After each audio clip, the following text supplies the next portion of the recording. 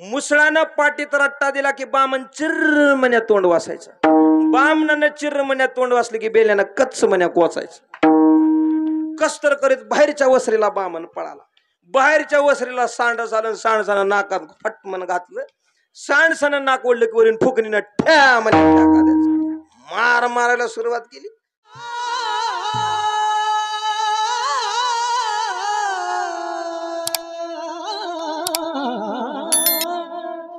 कामाला येत नाहीत. काय काय केलं नाही तुमच्यासाठी? घरकुल आणून दिले, नाल्या बांधून दिल्या, सडका बांधून दिल्या, संडास बांधून दिले. तुम्हाला काय केलं नाही तुमच्यासाठी? आपण आज माझ्या उपयोगाने येणे, माझ्यासाठी तुम्ही कामाला येत नाहीत, तरी सुद्धा कोण उठायला तयार नाही. कंसाच्या लक्षात आलं, सभेत बसलेली सगळी दैत्य धनाची लोभिष्ट आहेत. धनाची लोभिष्ट आहेत, त्यांना काहीतरी लालसा दाखवल्याशिवाय उठणार नाहीत. कंसाने सांगितलं, जो कोणी माझ्या काळाला मारायला तयार होईल त्यावरी कंस बोले दैत्याधिका, जो वधुनी येईल बालका त्यासी अर्धराज्याची टीका, देईन छत्र सिंहासन, त्याला अर्धराज्य देईन, छत्र सिंहासन देईन. असं म्हणलं की महामळ दैत्य उठले. मी मारतो, तुमच्या काळाला मी मारायला तयार होईन. मग मात्र काय काय तुम्हाला साहित्य लागतंय विचारलं की मग मात्र त्यानं सगळं साहित्य सांगितलं. पायामध्ये खडा, पंचकाष्ट्याचं धोतर घातलेलं, जानवं घातलं, एका हातात फडशी, एका हातात पंचांग, 12 ठिकाणी वारकऱ्यासारखा गंध लावलेला, लक लक लक लक माग हलणारी शेंडी, बामणाचं रूप घेतलं, निघाला बाबा. पंचकाष्ट्याचं चांगलं धोतर घातलेलं, नक्कीच असं मस्त ईदभर नक्कीचं धोतर, पंचकाष्ट्याचं धोतर. वारकऱ्याचं धोतर पंचकाष्टी राहते वर, 5 काष्ट्याचं धोतर घालावं वारकऱ्याला. धोतरच घालायची अडचण आली म्हणा. बराय पॅन्टी तर घालतात, पण पांढऱ्या घालतात हे भर आहे. काही काही गावात काळ्या पॅन्टीवर खुशाल उभा टाकतात माणसं. धोतर घातलं पाहिजे वारकऱ्यानं, ऐका.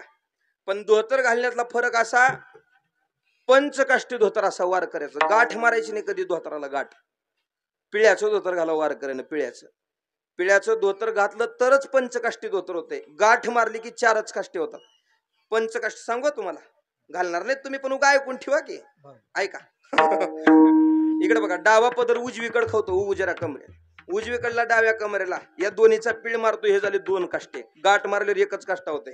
पिळ्याचे 2 काष्टे. मागचा काष्टा निर्या खाऊन मागं खावतो, हा झाला 3रा काष्टा. पहिल्यांदा पुढची चाळ खावतो, हा झाला 4था काष्टा. आणि उरलेली चाळ पुन्हा वरी खावतो, हा झाला 5वा काष्टा. फक्त फरक एवढाच, वारकऱ्याचं धोतर येगळं आणि बामणाचं धोतर येगळं. वारकऱ्याचं धोतर फाटल पण फिटत नाही, बामणाच्या धोतरात जरा फरक राहते.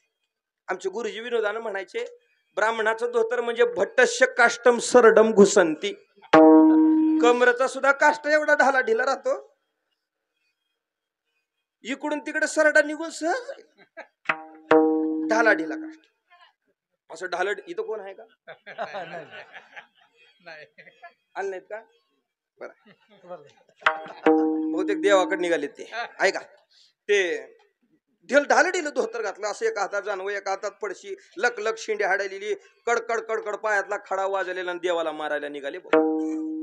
येसला गावातली जुनी म्हातारी, फेटे बांधून बसलेली म्हातारी झालेली माणसं वट्यावर बसलेली येसला. आणि येसला बसलेली म्हाताऱ्यांनी गावात गोकुळात येत असलेल्या ब्राह्मण देवाला पाहिलं, या मामळवाटाला पाहिलं. सगळी माणसं उठली. पूर्वी लोक आदर करायची ब्राह्मणांचा, साधूंचा, वारकऱ्यांचा, महाराज मंडळाचा. सगळी उठून उभा टाकली, त्या ब्राह्मण देवाला नमस्कार केला. या देवा, आमच्या गावात स्वागत आहे तुमचं, नवीनच दिसायला. म्हणले हो नवीनच आहे. म्हाताऱ्या लोकांनी नमस्कार करून मानावरी केल्या. त्यानं म्हाताऱ्याच्या तोंडाकडे बघायचं, तोंडाकडे बघूनच भविष्य सांगायचं. फडशी ठेवणं नाही, पंचांग उघडणं नाही, तिथी वार वेळ विचारणं नाही, डायरेक्ट तोंडाकडे बघायचं आणि भविष्य सांगायचं. मामा, आता ते जुनी म्हातारी लोक फेटे बांधून बसलेली, एक सांगतो तुम्हाला, तुमचं भविष्य खरं सांगतो बघा, जरा माझं ध्यान देऊन ऐका. म्हणजे बोला देवा, लग्न होऊन तुमचं लय वर्ष झालीत बघा.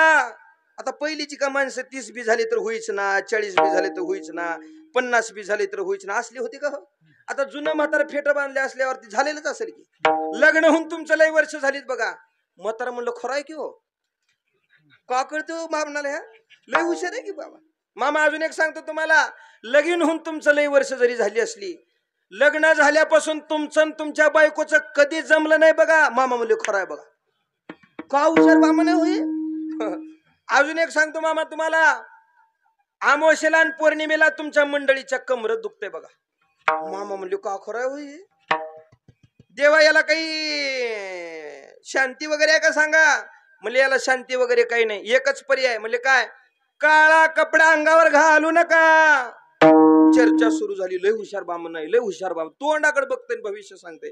कोपऱ्यात बसलेले एक म्हातारा मला, अरे थांबा रे, मी बघतो किती हुशार. कोपऱ्यातल्या म्हाताऱ्याने एक प्रश्न केला, बाबा ओ देवा, या वर्षीचा सालमान कसा आहे. महामळ भट्टानं त्या वर्षीचं सालमान सांगितलं. इथून पुढे बरे होईल, भक्ती सुखे द्वंद्व वाढेल, फेर 84चा चुकेल येर फजी, मी आलो रायाचा जोशी होरा. ऐका दादानो, भविष्य सांगितलं. गावात चर्चा पसरली. गावात लय हुशार बामण आलाय. सगळ्या गोकुळात बातमी पसरली. यशोदेच्या कानावर गेली. यशोदेच्या कानावर गेली की यशोदा म्हणली, माय एवढं हुशार बामण जर गावात आले तर आपल्या घरला येईल का. असं म्हणायला आणि बामणांना अंगणात येऊन अलग ठोकायलाच गाठ पडली. भिक्षाम देहिमा. ज्याचं वर्णन कानानं ऐकलं होतं यशोदेने ते दृश्य डोळ्यानं पाहिलं. आपल्याच दारात ते बामण आलेत. यशोदेनं पाणी तांब्यात भरलं, पाया धुवायला पाणी दिलं, वसरीला आणून बसवलं. बसायला पाठ, पाटीला पाठ, पंचांगाला पाठ, फडशीला पाठ, या सगळ्या पाटाच्या आरासात बामणाला बसवलं. यशोदेनं लेकरू मांडीवर घेतलं, मांडी घालून खाली बसलेली आहेत.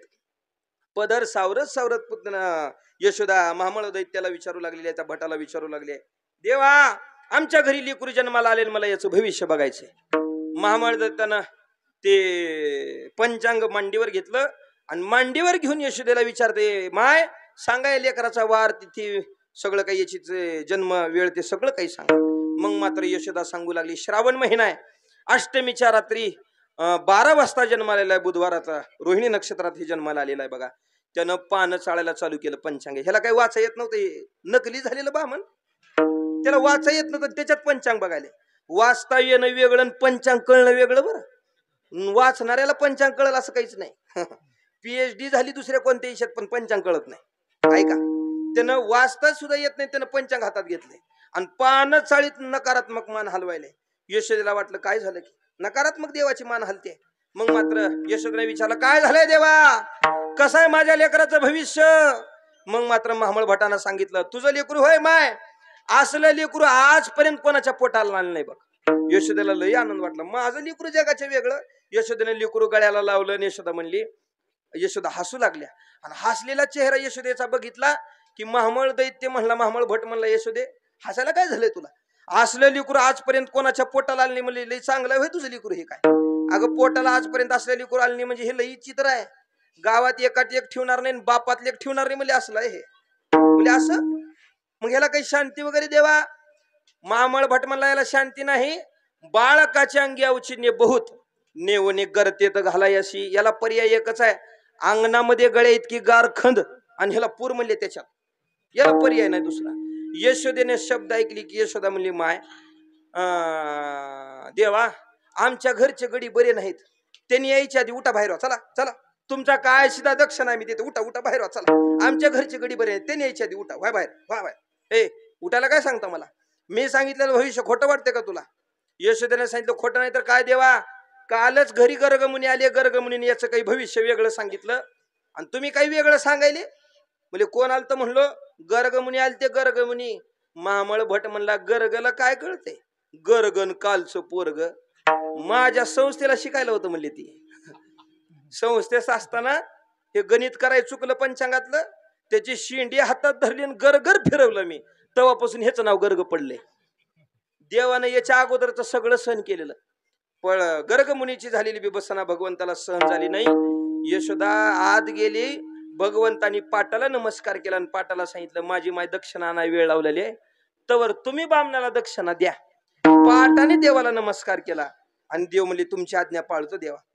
पाटा सहित बामण छता काढण्यात, इकडे बघा माय, हो झोपलेल्या मावशी, हो का इकडे बघा, हो का, पाटा सहित बामण छता काढण्याला असा थर थर थर थर थर पाट कापला, वरी गेलेला पाट असा पालता झाला. बामण खाली आदळला की वरचा पाट दन दिशा पाठीवर, पंचांगाचा पाट असा लांब गेला, फडशीचाही पाट गेला आणि दोन्ही खुब्याकडून दन दिशा आदळ. मधल्या पाटानं मारायला बाहेरच्या वसरीच्या पाटानं बघितलं. वसरीचे पाट म्हणले, मधल्या भावानं चालू केले, आपण कशाला ग बसायचं. बाहेरचे पाट सुई सुई सुई करत आले, पाटावर दन दन दन मारायला सुरुवात केली. वसरीच्या पाटावरची रांग संपली की पाटाच्या बाजूला त्यांचे काही सोयरे धायरे राहायला आलते. मुसळ इडीचे बिनइडीचे माहित आहेत का तुम्हाला दोघं? हा दोघं बी निघाले बघा. मुसळानं पाटीत रट्टा दिला की बामन चिर्रमण्या तोंड वासायचं. बामनानं चिर्रमण्या तोंड वासलं की बेल्यानं कच्च मन्या कोचायचं. कस्तर करीत बाहेरच्या वसरीला बामन पळाला. बाहेरच्या वसरीला सांड झालं. सांडसानं नाकात फटमन घातलं.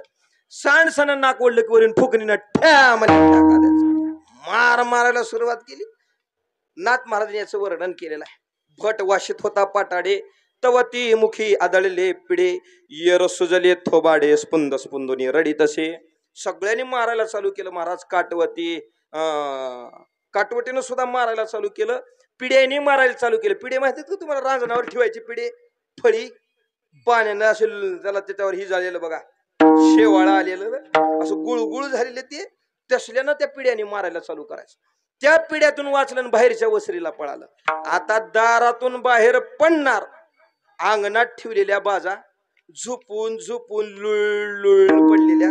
त्याचा सुंब हो बांधलेला सुंब लुळ पडलेला आणि बाजा नेमक्या दरवाज्यात जाऊन आडव्या झाल्या. ऐका ऐका, आता बाहेर पडा म्हणून बामणानं दारातून उडी मारायला गेला, पण बामण बाजूला बांधलेल्या सुंबात अडकला. ऐका इकडे बघा, सुंबात अडकला पण लुळ पडलेला सुंब. बामणानं 2 हात मध्ये घातले सांधीत, असा सुंब फाकवला बघा. बामण सुंबातून बाहेर पडलं, पायात पाय अडकून खाली पडलं. काय झाले म्हणून मागं बघायला गेलं तर त्याचं धोतर त्या सुंबाला चिटकलेलं. खाली बघते तर जानवे तुटले, पंचांग फाटले, धोतर गळाले टिंब टिंबचे. गावातून पळालो हे आता. आधीच बामण काळ भोर उच्चा उच. गावातली लेकर भूत भूत भूत भूत भूत भूत. गावातल्या सुद्धा घराकडीच देवाचं आमंत्रण गेलेलं. भांडे बासनायला इकनायला सगळ्याच देवाला आमंत्रण गेलेलं. गावाकडीच घराघरातली पाटे निघाले, कोलपटे बेलणे पिढे सगळे मारायला निघाले. दारातले चौकात थांबलेले लोक म्हणले ही तर पाट आमच्या घरचा, रोज आमच्या नशिबाला आज ह्याच्या. गावात चर्चा सुरू झाली. गावातले सुद्धा इकनाने मारायला चालू केल्यावर बामणाने शेताची वाट धरली. रानानं पळायलं. जैनाचा देव पळा असं पळायलं बा. रानातले तर काही इकनं ग बसले असतील होय. नांगर वखन तिफन सगळ्यांनी मारायला चालू केलं. रुमणे माहित आहेत का तुम्हाला? रुमणे हो, पायातून सरळ राहते, नेमकं डोक्यात वाकड राहते बघा. रुमणे हो, डोक्यात वाकड. इकडे बघा, बामण पुढे पळालं की असं ते पायात पाय अडकायचं, महाग वाढायचं. बामण खाली पडलं की रुमणे मागून ठ्यावल्या पाठीत ठ्या घालायचं. कस्तर करीत जीव वाचवत पळालं बा. बंब बामण सुजलं लाल बुंद. तिकडं मात्र कंस कुंभार पिंपळगावला थांबला होता. हार शाल श्रीफळ घेऊन हो आलं की नागरी सत्कारच करायचा याचा आता. पण तिकडून महामळ भट सोडा, जैनाचा साधू दिसला कंसाला. ते म्हणजे बाकीचं सोडा, साधू आले आधी त्याचा सन्मान करा. कार्यकर्ते सन्मानाला पळाले. ते कार्यकर्त्यावर भडकले की माझा सन्मान काय करता, बाजूला हा. मुले साधूले फक्कर दिसायला बाप, सत्कार सुद्धा घेत नाही. अरे साधू बिधू नाही, महामळ आहे मी, महामळ दैत्य. मुले काय हाल झाले तुमची, बंब सुजलेत, लाल बुंद झालेत. एका वारकऱ्याला कंसाने सांगितलं उपरण दे तुमच्या खांद्यावरती त्याला गुंडाळायला. एका वारकऱ्याने उपरण दिलं, गुंडाळून खाली बसलं. वट्ट्यावर बसल्यावर मग मात्र कंस म्हणू लागला काय झालंय, कोण मारलंय तुम्हाला, माझा काळ बघितला का, मारलं का त्याला. म्हणजे मारलं नाही. बघितलं तर का, म्हणजे बघितलं नाही. मग मारलंय कोण, कोण किन काय नाही की. कंसाला मात्र हात जोडून महामळ दैत्याने सांगितलं, कंसा भगवत इच्छेनं जेवढं आयुष्य दिले तेवढं जगन सोडून दे म्हणले. त्याचा नाद हाताला लागायचं दिसत नाही. पण कंस मात्र गबसला नाही. कंसानं अनेक दैत्य पाठवली. सगळ्या दैत्यांचा उद्धार भगवान परमात्म्याने केला. काग बग रिटा मारिली बाळपणी, अवागी दैत्य खाणी बुडविली. इकडं मात्र देव लहानाची मोठी होऊ लागली. आपले लेकर मोठं होणं वेगळं आणि देव मोठं होणं वेगळं. आपले लेकर अगोदर एक आडंगी होणार, मग पालत पडणार, मग पोटानं पुढं सरकणार आहे का नाही. आधी लेकर एक आडंगीच होतात की होय मावशी, आणि मग पालत पडतात. कसं राहते हो, असंच राहते ना. एक आडंगी होऊन मग पालत पडणारी लेकर, काही लेकर पोटानं पुढं सरकणारी राहतात. काही लेकर पोटानं पुढं सरकत नाहीत पण महाग सरकतात. काही लेकर पोटानं पुढं बी सरकत नाहीत, महाग बी सरकत नाहीत, गोल रिंगण करायचे राहतात बघा. माय बापानं लहानपणीच लक्षात घेऊ मोठेपणी कसलं निघणार आहे. लेकरू जर पोटानं पुढे सरकत असलं तर माय बापाने विचार करा काहीतरी करते बाबा. पोटानं पुढे सरकना पण महाग जर सरकू लागलं का नाही माय बापानं लक्षात घ्यावं रिवर्स घेर जन्माला आलाय. रिवर्स घेर दान देत नाही पुण्य करत नाही हे तसलं आहे. पोटानं पुढे बी सरकना महाग बी सरकना गोल रिंगण करायचं जर लिकूर राहिलं का नाही माय बापानं लक्षात घ्यावं सप्त्याला जात नाही जाणाऱ्याला जाऊ देत नाही पट्टी देत नाही पण हिशोब घेतल्याशिवाय राहत नाही. रिंगण करायचं लिकूर असले की तसं आपल्या लेकराचं भविष्य लहानपणी हे त्याच्या सगळ्या कृतीतून लक्षात येतं. पण देवाचं मात्र हे एक आडंगी होणं पालतं पडणं महाग सरकणं पुढं सरकणं नाही. डायरेक्ट देव रांगू लागले तळवे तळ हात टेकीत डाव्या गुडघ्याने रंगत देव रांगू लागले. रांगता रांगताच भगवंतानी घरामध्ये दही दूध तूप लोणी चोरून खायला सुरुवात केली. देव 5 वर्षाचे झाले आणि 5 वर्षाचे झाल्यावर माईला म्हणू लागले माय गावातली लेकरं जी खेळू लागलेत का नाही कीर्तनात गावातल्या पटंगणात त्यांच्यात जाऊन खेळू का मी. आईनं सांगितलं बाळा 50 वर्षानं लिकरू झालं मला पण लई त्रास दिला देवा तुला उकळाला बांधलं काठीनं मारलं दह्या घरातच दही दूध तूप लोणी चोरून खाल्लं तर तुला हा त्रास दिलाय काय हरकत नाही म्हणजे जा खेळायला. भगवान परमात्मा गोपाळामध्ये खेळायला गेले आणि खेळता खेळता गोपाळांना विचारलं गोपाळांनो आपल्या गावात दही दूध तूप लोणी बक्कळ असताना तुमच्या तब्येती असा सलमकाडी छाप का बरे. गोपाळाने सांगितलं देवा आपल्या गावात दही दूध तूप लोणी बक्कळ आहे पण सगळं मथुरेच्या बाजाराला जाते आमच्या नशिबाला पाणी घालून मिळालेलं ताकच याच्या पलीकडे काही मिळत नाही. देवानं सांगितलं मी देतो तुम्हाला खायला आजपासून मी खायला देईन फक्त एक काम करा याला तरी यारे लागे अवघ हे माझ्या मागे मागे आजी देतो पोट भरी पुरे म्हणालो तो वरी. कुठलं देणार. देवानं सांगितलं गावात चोऱ्या करायच्या चोऱ्या करून खायच्या जे दही दूध तूप लोणी मथुरेच्या बाजाराला चाललंय वाटत अडवायचं चुरून खायचं. भगवंतानी हे मंडळ स्थापन केलं आणि त्याचे अध्यक्ष देव झाले गावात चोऱ्या सुरू झाल्या. देवाच्या चोऱ्या न सांगण्यासारख्या आणि देवाच्या खोड्या सुद्धा न सांगण्यासारख्या या सगळ्या केलेल्या चोऱ्याची खोड्याची घराणी यशोदामयाकडे येऊ लागली. झालं माझं कीर्तन ऐका. यशोदेकडे घराणी येऊ लागली. यशोदेला म्हणू लागली यशोदे बाळ तुझा कान्हा कुठवर सोसू धिंगाणा दुसरी आली धावत याने ग बाई काय केली मात मुखाशी मुख चुंबन घेत गळ्यामध्ये हात घालीत हा बाई कोणाशी आवरेना कुठवर सोसू धिंगाणा यशोदे बाळ तुझा काना कुठवर सोसू धिंगाणा.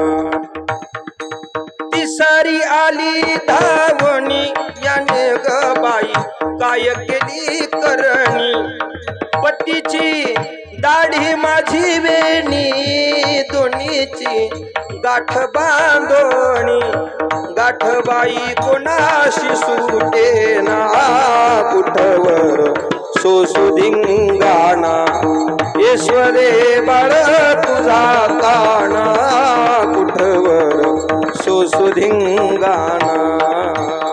तुझ्या लेकराच्या काही खोड्या सांगायसारख्या आहेत का यशोदे. तुझ्या लेकराच्या खोड्या सांगायसारख्या नाहीत. अष्टदळ काढिली अंगणी त्यावरी मुते चक्र पाणी ही काय सांगायसारख्या गोष्टी आहेत का.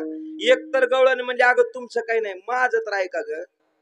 परवा आला आमच्या घरा दारी निजला होता म्हातारा गेहोणी ताकाचा डेरा फोडीला सैरा त्यावरी. अगं आमच्या घरी आमचा सासरा अंगणामध्ये बाज टाकून झोपला होता. आम्ही सगळ्या घरच्या सुना बाजाराला गेलो होतो पण तुझं लेकूर आमच्या घरी आलंय दही दूध तूप लोणी चोरून खाल्लंय ती खाल्लंय खाऊ दे ग लेकूरचा किती खाणार आहे पण गप खायला नाही. अंगणात झोपलेला आमचा सासरा जाता जाता तुझ्या लेकरानं भल्या मोठ्या ताकाचा डेरा घेतलाय आणि आमच्या अंगणात झोपलेल्या सासऱ्याच्या ढेरीत फोडून गेलंय. 2 दिवस झालं जालन्याला नेऊन सह्याद्रीत ऍडमिट केलंय. अतिदक्षतेमध्ये 2 दिवस झालं डोळा सुद्धा उघडून बघणं गेले की ग आमचा सासरा. तुझ्या काही लेकराच्या खोड्या सांगायसारख्यात का यशोदे. यशोदेने हे ऐकायचं आणि यशोदा म्हणायची माझं लिकरू तसलं कुण्याच माईला आपले लिकरू बिलिंदर आहे असं वाटत नाही. गावानं नाव ठेवू द्या पण माई नाव ठेवत नाही. नाका तोंडातून यमुना गंगा वाहिलेली राहू द्या पण माय त्याला सोन्याच म्हणणार कसलंही राहू द्या. मायसाठी आपले लेकरू बिलिंदर नाही. गाव नाव ठेवल पण माय नाव ठेवत नाही. ऐका ऐका, सगळे नाव ठेवतील पण माय ठेवत. हातपाय काढीवणी पोट डिचकेवणी तरी सुद्धा माय म्हणणार माय मा राज आणि हलगटावून ताजा. आपलं लेकरू मायला चांगलंच वाटत कसले ना. काय काय घरी तर अशी रांग लागलेली राहते, रांग रांग. माय बघा तर भगुन्याच्या बुडावणी, बाप बघा तर तव्याच्या पाठीवणी. असं लेकरू तर पिकलेल्या जांभळावणी दिसते असं. तरी माय सोन्याच म्हणणार का त्याला. पुण्या मायला आपले लेकरू खराब. तसं यशोदा म्हणली माझं लेकरू तसलं नाही. बाळ सगुण गुणाचे ताने ग, बाळ दिसतय गोजिरवाणी, काय सांगता गाराने ग गोकुळच्या नारी. तुम्ही लपवण याचा भवरा, आळखेता शारंग धरा, तुम्ही बारामतीच्या तुम्ही 12 घरच्या 12 गे गोकुळच्या नारी. मी आजारी आहे, मला कळत नाही बोलायचं. तुम्ही 12 घरच्या 12 गे गोकुळच्या नारी. माझं लेकरू तसलं नाही, बाळ सगुण गुणाचे ताने. यशोदेचं बोलणं गवळणीचं बोलणं यशोदा मनावर घेत नाही. त्यावेळेस मात्र गवळणी म्हणले यशोदे आता जर तुझ्या लेकराला तू आवडलं नाही अक्कळलं नाही का नाही तर आम्ही गोकुळ सोडून आमच्या सोना घेऊन चाललो बघ. यशोदेने शब्द ऐकले की यशोदेनं भगवंता पुढे हात जोडले, भगवंताला सांगितलं देवा बस झालं म्हणे आता. कृष्णा तुला मी ताकीद करीते, खरी कुणाच्या जाऊ नको रे. बस झालं देवा. बाळ जाई म्हणा सवे घेऊन गोधना, आता गाई चरण्यासाठी वृंदावनाकडे घेऊन जा. भगवंतांनी खांद्यावर ती गोंगडी टाकलेली आहे, हातामध्ये काठी घेतली आणि देव गाई चरण्यासाठी घरच्या 9 लाख गाई घेऊन निघाले बाबा. खांद्यावरी कांबळे हातामध्ये काठी, हातामध्ये काठी खांद्यावरी कांबळे, हातामध्ये काठी, हातामध्ये काठी. चारित से धेनु, चारित से धेनु, चारित से धेनु, सावळा जग जेठी. राधे राधे राधे मुकुंद मुरारी, राधे राधे राधे राधे राधे राधे मुकुंद मुरारी. गोदे बाबा गवळण म्हणायचे. भगवंतानी खांद्यावर घुंगडी टाकली, घरच्या 9 लाख गाई घेतल्या आणि गोपाळाला सांगितलं गोपाळांनो मी आमच्या घरच्या गाई घेऊन चाललो म्हणजे गुवाहाटीला आपलं वृंदा, तुम्ही तुमच्या गाई घेऊन या. सगळ्या गोपाळांना सूचना पोहोच झाली. सगळी गोपाळ आपापल्या गाई घेऊन भगवंताच्या मागे निघाली. छोटी छोटी गैया छोटे छोटे ग्वाल, छोटो सो मेरो मदन गोपाल, आगे आगे गैया पीछे पीछे ग्वाल, बीच में मेरो मदन गोपाल. देव निघाले. सगळ्या गाई वृंदावनातून चरून रवंत करीत बसल्या. भगवंतानी खेळ खेळायला सुरुवात केली. हा मामा होतो तो हुंबरी, सगळी खेळ देव खेळू लागली. झेला रे झेला वरची वरी झेला, अबक दुबक तिबक पोरा त्रिगुण खेळ मांडू, खेळे विट्टी दांडू पोरा खेळे विट्टी दांडू, खेळे विट्टी दांडू पोरा खेळे विट्टी दांडू, अबक दुबक तिबक पोरा त्रिगुण खेळ मांडू, सत्व बीते ब्रीद बळे धीर धरी दांडू, भाव बळे डोळा मारी बिहू नको गांडू, अबक दुबक तिबक पोरा त्रिगुण खेळ मांडू, अबक दुबक तिबक पोरा त्रिगुण खेळ मांडू. गोपाळ म्हणले देवा तुझा अबक सरना दुबक तिबक कधी व्हायचं. बस झालं देवा. खेळ मोडावा परता, खांदी भार पोटी भूक, काय खेळा याचे सुख. बस झालं देवा. भगवंतांनी सगळ्या गोपाळांना सांगितलं तुम्ही सगळ्या शिद्रे एकत्रित करा. गोपाळांनी आणलेल्या शिद्रे एकत्रित केल्या. आपलाही प्रसाद भगवंतांनी त्या शिदोरीत एकत्रित केला. मध्यभागी देव थांबले. सगळी गोपाल कमलाकर उभं केली.